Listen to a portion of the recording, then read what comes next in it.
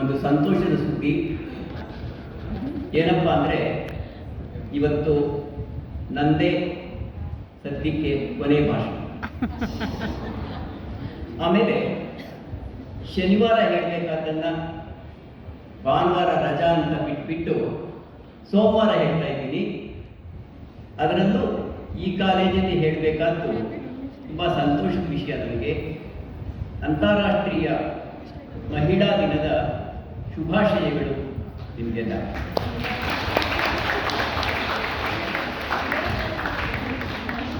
ಆಮೇಲೆ ನಾನು ಬೆಂಗಳೂರಿಗೆ ಬಂದು 61 ವರ್ಷ ಆಯಿತು. ನಿಮ್ಮ ಕಾಲೇಜ್ ಎಲ್ಲಿದೆ ಅಂತ ಗೊತ್ತಾಗಿ ನಿಮ್ಮ ಕಾಲೇಜಿಗೆ ಬಂದಿದ್ದು ಅಷ್ಟು ವರ್ಷಗಳ ನಂತರ ಇವತ್ತು. ಇದು ಮೊದಲನೇ ಸಲ. ಪ್ರಾಯಶಃ ನನ್ನ ವಯಸ್ಸು ನೋಡಿದ್ರೆ ಇದು ಕೊನೆ ಸಲ ಅಂತ ಕೂಡ ಕಾಣುತ್ತೆ. ಎಷ್ಟು ಒಳ್ಳೆ ಹುಡುಗ ಅಲ್ವಾ ನಾನು. ಇರಲಿ, ಇದುವರೆಗೂ ನನ್ನ ಗೆಳೆಯರು ಮಾತಾಡಿದ್ದಾರೆ, ತುಂಬ ಚೆನ್ನಾಗಿ ಮಾತಾಡಿದ್ದಾರೆ. ಅವ್ರು ಏನು ಮಾತಾಡಿದ್ದಾರೆ ಅಂತ ಮತ್ತೊಂದು ಸಲ ನಿಮ್ಗೆ ಹೇಳಿಬಿಟ್ಟು ಬೋರ್ ಮಾಡೋಕ್ಕೆ ನಾನು ಇಷ್ಟಪಡಲ್ಲ. ಕೆಲವು ಸಮಯ ತಗೊಂಡು ನಿಮ್ಮ ಜೊತೆ ಕೆಲವು ವಿಚಾರಗಳನ್ನು ಹೇಳೋದಕ್ಕೆ ಪ್ರಯತ್ನ ಮಾಡ್ತೀನಿ. ಇಲ್ಲಿ ಬರ್ಕೊಂಡು ಬಂದಿರೋದು ಒಂದು ಬಂಡಿ ಅಷ್ಟಿದೆ, ಆದರೆ ಆ ಬಂಡಿನಲ್ಲಿ ಒಂದು ಕಡ್ಡಿಯಷ್ಟು ಮಾತ್ರ ಹೇಳೋದು ಸಾಧ್ಯ. ಅಷ್ಟು ಸಾಕು ಅಂತ ಕಾಣುತ್ತಲ್ವಾ. ಇರಲಿ, ಸೈನ್ಸ್ ಇದೆಯಲ್ಲ, ಈ ಸೈನ್ಸ್ ಏನು ಹೇಳುತ್ತೆ ಏನು ಹೇಳಲ್ಲ, ಹಾಗೆ ಯಾಕೆ ಹೇಳುತ್ತೆ ಯಾಕೆ ಹೇಳಲ್ಲ, ಈ ಸೈನ್ಸ್ನ ಕಂಟ್ರೋಲ್ ಮಾಡೋದು ಯಾರು ಅನ್ನೋ ಪ್ರಶ್ನೆನ ಸೈನ್ಸ್ ಕಲಿತಾ ಇರೋ ನೀವೆಲ್ಲ ಕೂಡ ಯೋಚನೆ ಮಾಡಬೇಕು.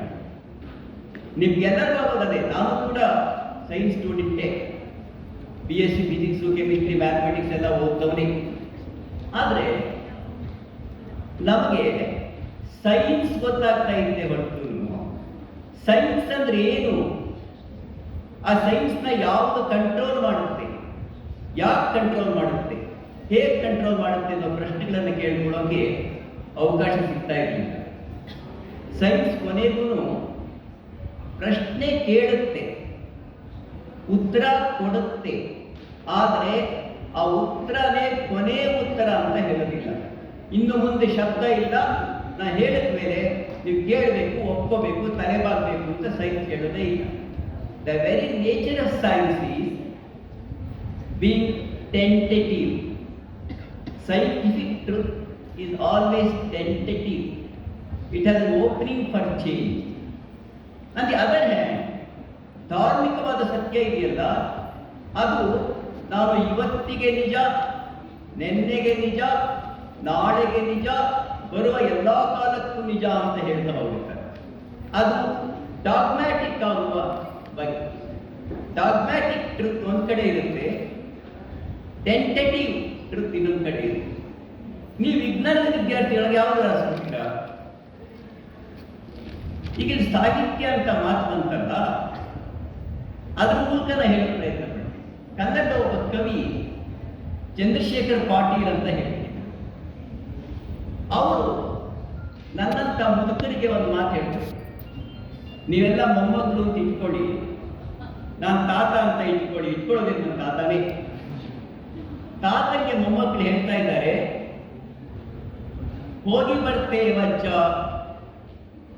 ನಮ್ಮ ನೆನಪಿರಲಿ, ಹೋಗಿ ಬರ್ತೇವಜ್ಜ ನಮ್ಮ ನೆನಪಿರಲಿ. ಅಜ್ಜಂಗೆ ಮೊಮ್ಮಕ್ಕಳು ನೆನಪಿಟ್ಕೊಂಡು ಯೋಚನೆ ಮಾಡು ಅಂತ ಹೇಳ್ತಾ ಇರೋದು. ಮೊಮ್ಮಕ್ಕಳಿಗೆ ಅಜ್ಜನ ನೆನಪಿರಲಿ ಅಂತಲ್ಲ, ಹೋಗಿ ಬರ್ತೇವಜ್ಜ ನಮ್ಮ ನೆನಪಿರಲಿ, ನಿಮ್ಮ ಪಾದದ ಧೂಳಿ ನಮ್ಮ ತಲೆ ಮೇಲಿರಲಿ. ಅದರ ಕೊನೆ ಮಾತು ಕೇಳಿಸ್ಕೊಳ್ಳಿ, ಬಹಳ ಮುಖ್ಯವಾದ್ದು. ಕಣ್ಣೊಳಗೆ ಮಾತ್ರ ಅದು ಬೀಳದಿರಲಿ, ನಿಮ್ಮ ಪಾದದ ಧೂಳಿ ನಮ್ಮ ತಲೆ ಮೇಲಿರಲಿ, ಕಣ್ಣೊಳಗೆ ಮಾತ್ರ ಅದು ಬೀಳದಿರಲಿ. ಅದಕ್ಕೆ ನಾನು ಮತ್ತೆ ನನ್ನ ಸ್ಟೂಡೆಂಟ್ಸ್ ಕೇಳೋದು, ಸೈನ್ಸ್ ಸ್ಟೂಡೆಂಟ್ಸ್ ಆದರೂ ಅಷ್ಟೇ, ಆರ್ಟ್ಸ್ ಸ್ಟೂಡೆಂಟ್ಸ್ ಆದರೂ ಅಷ್ಟೇ, ಯಾವ ಸ್ಟೂಡೆಂಟ್ ಆದರೂ ಅಷ್ಟೇ, ನಮ್ಮ ಮಾತನ್ನ ಕೇಳಿ ಒಪ್ಪಬೇಕು ಅಂತಿಲ್ಲ. ನಮ್ಮ ಮಾತನ್ನ ಕ್ವೆಶ್ಚನ್ ಮಾಡಿ ಬೇರೆ ಉತ್ತರ ಇದ್ರೆ ಕಂಡುಕೊಳ್ಳಿ. ಇದು ಸೈನ್ಸ್ ಕೆಲಸ ಮಾಡಬೇಕು.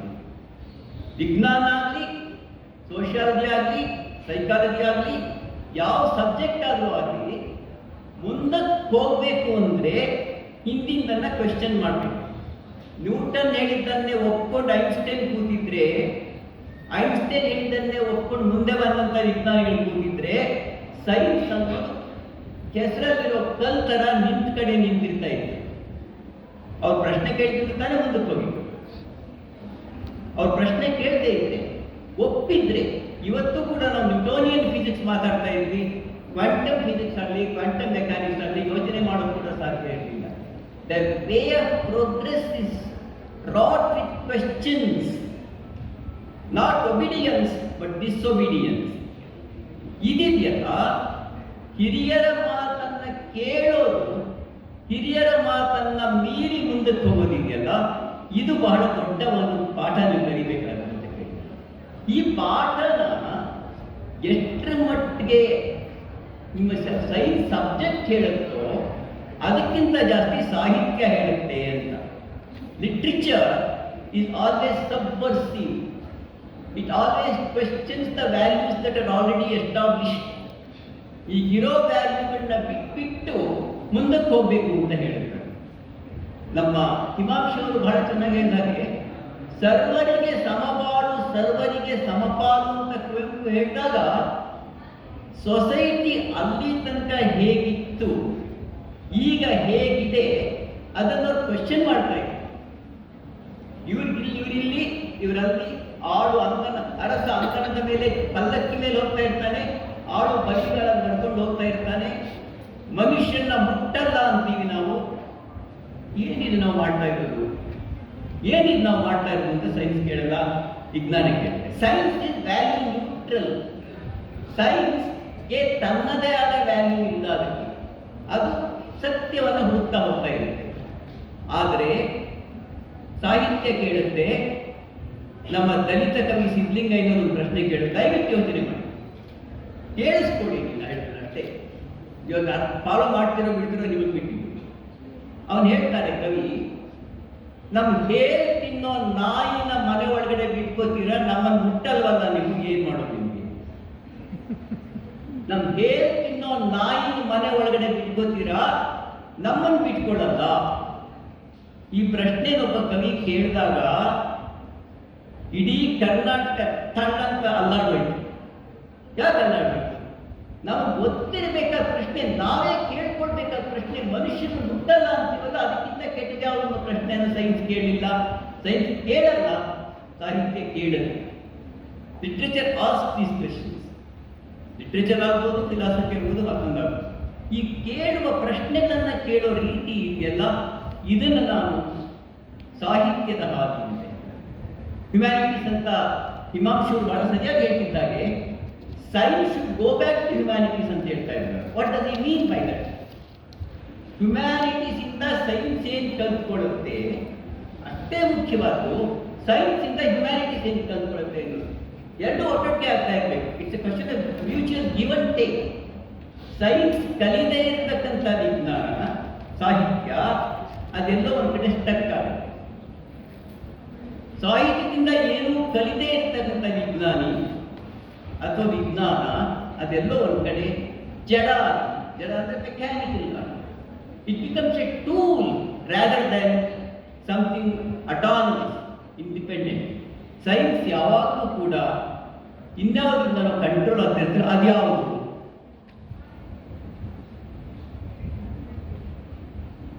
ಇಲ್ಲಿ ನೀವು ಒಂದು ಪ್ರಶ್ನೆ ಕೇಳ್ತೀವಿ, ನೀವೆಲ್ಲ ಸೈನ್ಸ್ ವಿದ್ಯಾರ್ಥಿಗಳು ಅಲ್ವಾ? ಸೈನ್ಸ್ ಅಂದ್ರೆ ಏನು, ಟೆಕ್ನಾಲಜಿ ಅಂದ್ರೆ ಏನು, ಇಂಡಸ್ಟ್ರಿ ಅಂದ್ರೆ ಏನು, ಇವುಗಳ ನಡುವಿನ ವ್ಯತ್ಯಾಸ ಏನು? ಸೈನ್ಸು ಇಂಡಸ್ಟ್ರಿ ಒಂದೇನಾ? ಸೈನ್ಸು ಟೆಕ್ನಾಲಜಿ ಒಂದೇನಾ? ಅವು ಯಾಕೆ ಬೇರೆ ಬೇರೆ ಆಗುತ್ತೆ? ಸೈನ್ಸ್ ನಮ್ಮ ಆಡೋರಿಗೆ, ನಮ್ಮ ಪವರ್ಸ್ ಇರುತ್ತಲ್ಲ, ನಮ್ಮನ್ನು ಆಳ್ತಾ ಇರ್ತಕ್ಕಂಥ ಶಕ್ತಿಗಳು ಇರುತ್ತಲ್ಲ, ಪೊಲಿಟಿಕಲ್ ಪವರ್ ಅಂತ ಕರೀರಿ, ಬೇಕಾದ್ರೆ ಡಿಕ್ಟೇಟರ್ಶಿಪ್ ಅಂತ ಕರೀರಿ, ರಾಜ ಅಂತ ಕರೀರಿ, ಚಕ್ರವರ್ತಿ ಅಂತ ಕರೀರಿ, ಪ್ರಧಾನಮಂತ್ರಿ ಅಂತ ಕರೀರಿ, ಮುಖ್ಯಮಂತ್ರಿ ಅಂತ ಕರೀರಿ, ಪ್ರಿನ್ಸಿಪಾಲ್ ಅಂತ ಕರೀರಿ, ಯಾರು ಬೇಕಾದ್ರೆ ದಿ ಪವರ್ ಸೆಂಟರ್ ಇರುತ್ತೆ. ಆ ಪವರ್ ಸೆಂಟರ್ ಏನ್ ಮಾಡ್ತಾ ಇರುತ್ತೆ, ನೀನ್ ಹೀಗೆ ಮಾಡ್ಬೇಕು, ನಾನು ವಿಜ್ಞಾನ ಕಂಡು ಹಿಡಿತಿಯಲ್ಲ, ನೀನು ಆ ವಿಜ್ಞಾನ ಇದಕ್ಕೆ ಯೂಸ್ ಮಾಡಬೇಕು, ಅದಕ್ಕೆ ಯೂಸ್ ಮಾಡಬಾರ್ದು. ಏರ್ಪೋರ್ಟ್ ಕಟ್ಟಬಹುದು, ಇಂಟರ್ನ್ಯಾಷನಲ್ ಏರ್ಪೋರ್ಟ್ ಒಂದು ಸಾಲು ಅಂತ 2 ಕಟ್ಟಬಹುದು, ಆಸ್ಪತ್ರೆ ಕಟ್ಟಬೇಕಾಗಿಲ್ಲ. ಪ್ರೈಮರಿ ಸ್ಕೂಲ್ ಇಲ್ಲದೆ ಇದ್ರೂ ಪರವಾಗಿಲ್ಲ, ಯೂನಿವರ್ಸಿಟೀಸ್ ಮಾಡ್ತಾ ಹೋಗು. ಅಂದ್ರೆ ಯಾವುದು ಪ್ರಯಾರಿಟಿ ಯಾವುದು ಅಲ್ಲ ಅನ್ನೋದನ್ನ ಸೈನ್ಸಿಗೆ ಡಿಸೈಡ್ ಮಾಡೋದು ಪೊಲಿಟಿಕಲ್ ಪವರೇ, ಲಿಟ್ರೇಚರಿಗೆ ಡಿಸೈಡ್ ಮಾಡೋದು ಕೂಡ ಪೊಲಿಟಿಕಲ್ ಪವರೇ. This is the problem. ಅಧಿಕಾರ ಅಂತೀವಲ್ಲ, ಪವರ್ ಸೆಂಟರ್ ಅಂತೀವಲ್ಲ, ನಿಮ್ಗೆ ನೋಡಿ, ನೀವು ಏನ್ ಪಾಠ ಓದಬೇಕು ಏನ್ ಪಾಠ ಓದಬಾರ್ದು ಅಂತ ಯಾರು ಡಿಸೈಡ್ ಮಾಡ್ತಾರೆ? ಯಾವ ಸರ್ಕಾರ ಡಿಸೈಡ್ ಮಾಡುತ್ತೆ? ಯಾವ ಸರ್ಕಾರ ಹೇಗೆ ಡಿಸೈಡ್ ಮಾಡುತ್ತೆ? ಒಂದು ಪಾರ್ಟಿ ಸರ್ಕಾರ ಬರುತ್ತೆ, ಈ ಟೆಕ್ಸ್ಟ್ಗಳು ಓದ್ರಪ್ಪ ಮಕ್ಕಳ ಅಂತ ನಿಮ್ಗೆ ಹೇಳುತ್ತೆ. ಇನ್ನೊಂದು ಪಾರ್ಟಿ ಸರ್ಕಾರ ಬರುತ್ತೆ, ಆ ಟೆಕ್ಸ್ಟ್ ಎಲ್ಲ ಓದಲೇಬೇಡಿ, ಈ ಟೆಕ್ಸ್ಟ್ ಓದಿ ಅಂತ ಹೇಳುತ್ತೆ. 3ನೇ ಪಾರ್ಟಿ ಸರ್ಕಾರ ಬಂದಾಗ ಆ 2 ಬೇಡ, 3ನೇದು ಓದಿ ಅಂತ ಹೇಳ್ತಾರೆ. ಅಂದ್ರೆ ನಿಮ್ಮಲ್ಲಿರೋ ಇಷ್ಟೋ ಜನ ನಮ್ಮ ಲಿಟ್ರೇಚರು, ಕನ್ನಡ ಲಿಟ್ರೇಚರ್ ಓದದೇ ಇದ್ರು ಪರವಾಗಿಲ್ಲ, ಈ ವಿಷಯ ಅರ್ಥ ಮಾಡಿ. The power politics that's among them. ನಿಮ್ಮ ಮನೆಗೆ ಹೋದ್ರೆ ನಿಮ್ಮ ಅಪ್ಪ ಹೇಳ್ದಂಗೆ ಕೇಳಬೇಕು. ಫ್ಯಾಮಿಲಿಗೂ ಅದರದ್ದೇ ಆದ ಒಂದು ಪವರ್ ಪಾಲಿಟಿಕ್ಸ್ ಇದೆ. ನಿಮ್ಮ ಅಮ್ಮನ ನಿಮ್ಮ ಅಪ್ಪ ಹೇಳ್ದಂಗೆ ಕೇಳಬೇಕು, ಅದು ಒಂದು ಪವರ್ ಪಾಲಿಟಿಕ್ಸ್. ಈ ಪವರ್ ಪಾಲಿಟಿಕ್ಸ್ ಕೆಲಸ ಮಾಡೋ ರೀತಿ ಇದೆಯಲ್ಲ, ವಿಜ್ಞಾನ ಇದನ್ನು ಹೇಗೆ ಹ್ಯಾಂಡಲ್ ಮಾಡುತ್ತೆ, ಸಾಹಿತ್ಯ ಇದನ್ನು ಹೇಗೆ ಹ್ಯಾಂಡಲ್ ಮಾಡುತ್ತೆ, ಇದು ಬಹಳ ಮುಖ್ಯವಾದ ಪ್ರಶ್ನೆ. ವಿಜ್ಞಾನ ಇದನ್ನು ಹ್ಯಾಂಡಲ್ ಮಾಡೋ ರೀತಿ ಇದೆಯಲ್ಲ, ಅದು ಯಾವಾಗಲೂ ಕೂಡ